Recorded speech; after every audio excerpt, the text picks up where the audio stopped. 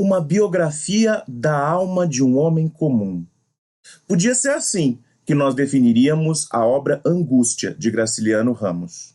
Entretanto, ela não daria conta de um detalhe: o quanto esse homem estaria disposto a ultrapassar o aceitável. Ficou curioso? Fiquem comigo e vamos falar um pouco dessa grande obra.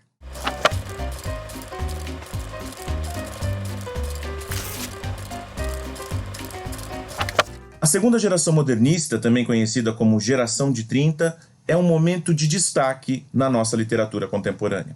Pois, além da perspectiva do engajamento social, no amadurecimento acerca dos valores de vanguarda e de processos de arte, é aqui, nesse momento, que se desenvolverão talvez os mais conhecidos romances de mergulho na psique e nos comportamentos humanos. Graciliano Ramos é um dos destaques desse movimento. E por quê?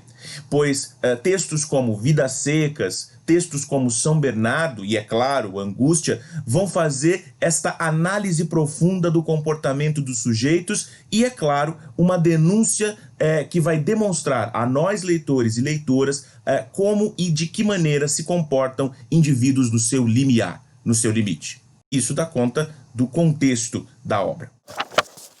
Levantei-me há cerca de 30 dias, mas julgo que ainda não me restabeleci completamente das visões que me perseguiam naquelas noites compridas, como as sombras permanecem, sombras que se misturam à realidade e me produzem calafrios. Há criaturas que não suporto, os vagabundos, por exemplo, parece-me que eles cresceram muito e, aproximando-se de mim, não vão gemer peditórios, vão gritar, exigir, tomar-me qualquer coisa. É assim que a obra Angústia de Graciliano Ramos começa, contando os pontos de vista e as impressões de Luiz da Silva, o nosso narrador-personagem. Para tanto, ele conta um pouco de suas origens. Ele, que é filho de uma família da elite, mas que perdeu tudo em decorrência do vício do jogo do pai.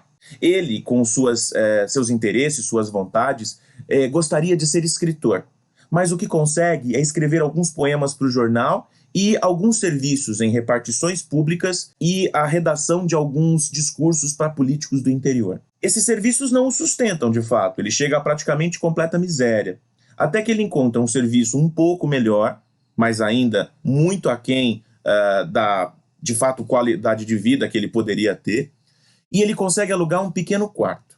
Nesse pequeno quarto vai se passar as suas grandes angústias. Ali ele recebe alguns colegas, alguns ele ajuda, alguns ele inveja, como por exemplo Júlio, filho de um ricaço que trabalha junto dele. É nesse contexto que ele vai perceber a chegada de uma família humilde que vai morar no cômodo ao lado. Essa família humilde vai ter uma filha chamada Marina. Marina é uma jovem, bela, fútil e interessante.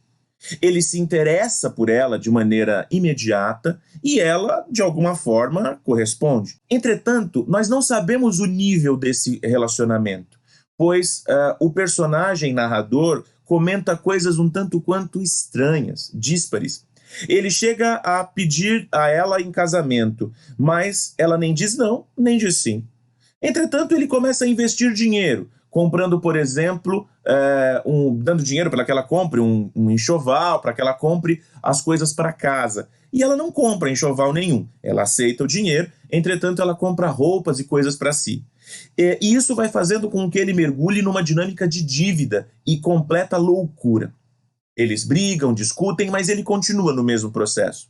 Até que um dia ele chega do trabalho e ele encontra Júlio conversando animadamente com Marina. Ele tem um surto de ciúme, até que ele chega ao ponto de se separar dela. Mas tempos depois, muito pouco tempo depois, Júlio e Marina começam a conversar animados, até que Júlio convida para que ela vá ao cinema com ele, algo que ele não podia fazer, dadas suas condições muito parcas. Tempos depois, Júlio desaparece, simplesmente para de ir lá. A moça fica estranha, mas encabulada, e ele começa a ficar completamente obcecado, o nosso Luiz da Silva, pela moça, colocando os ouvidos nas paredes, ouvindo ela ir ao banheiro ou ela conversar com sua família.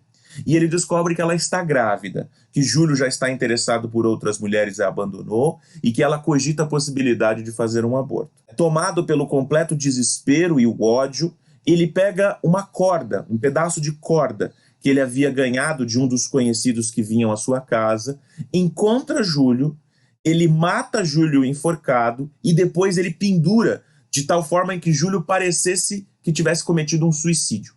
Volta com muito medo para casa, tentando apagar os seus rastros, e cai em completa doença, esse comportamento que nós não sabemos se um delírio ou uma doença física ou psíquica. E é exatamente depois desses 30 dias de sofrimento e delírio que ele acorda e começa a contar a nós a sua experiência. Ou seja, ele torna para o início do livro, fechando numa espécie de círculo.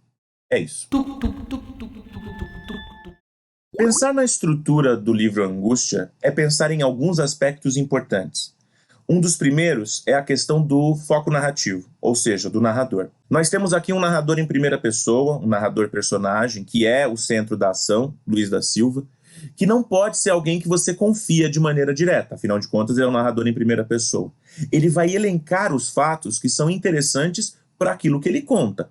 Lembrem-se que quando nós entendemos o final da obra, ele quer provar que ele foi levado a isso, e não necessariamente que ele tem alguma culpa ou que isso é fruto de seu puro delírio. Então nós temos a primeira chave, que é este narrador. A perspectiva temporal também é afetada.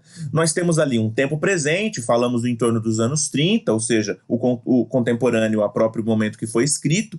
Entretanto, gente, o momento vai se confundindo entre imagens do passado, memórias em flashback, que se confundem com o presente. Então, o estado de comportamento psíquico do nosso narrador influencia a maneira com a qual ele vai descrever o tempo. O tempo, então, é muito mais psicológico do que necessariamente cronológico. E, por fim, quando nós temos alguns personagens, Júlio ou Julião, como ele é descrito no nosso texto, que é esse algoz, que muito mais ele representa o que o nosso personagem não é, o nosso Luiz não é, do que necessariamente alguém bom ou ruim.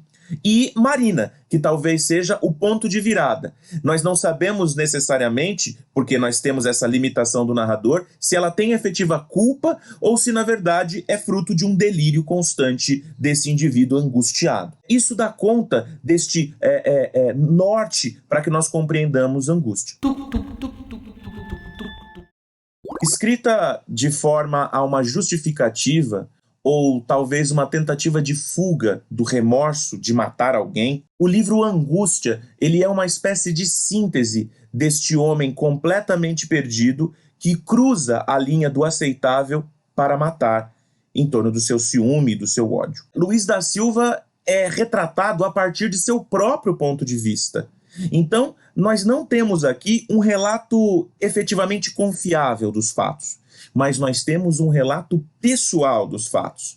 E Graciliano não se preocupa aqui apenas em narrar o ambiente, em contar o contexto, em mergulhar em questões apenas sociais, mas ele mergulha na alma de Luiz da Silva, um homem banal, um homem dispensável, que tem uma vida que ninguém saberia e que ninguém se interessaria, mas que a partir desse fato absurdo, simbolizado pela corda que constantemente ele cita, simbolizado pelo número que representava suas parcas posses, este homem vai tentar mostrar a nós que qualquer um, seja ele simples, seja ele alguém conhecido, pode cruzar a linha e tornar-se de um homem qualquer num assassino, em alguém que se torna memória. Daí, o livro Angústia é um retrato da experiência do sofrimento e de como este homem se compreende naquele mundo convulso que para ele é um inimigo.